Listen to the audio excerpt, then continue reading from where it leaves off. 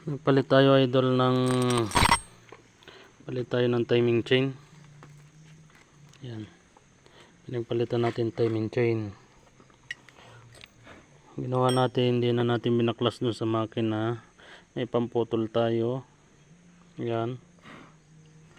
Tapos nung naputol na natin, dinugtong natin, lagyan lang natin ng tire wire. Tapos pinaikot.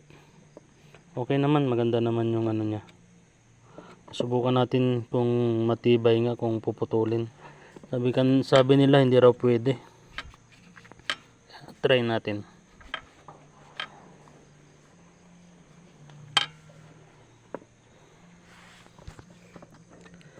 Ito yung piston niya idol. Naka 57. Yung motor niya. Rosy Passion. Naka 57 bore. Tapos naka cams. Head niya. Ito yung head niya, naka big valve. Yan.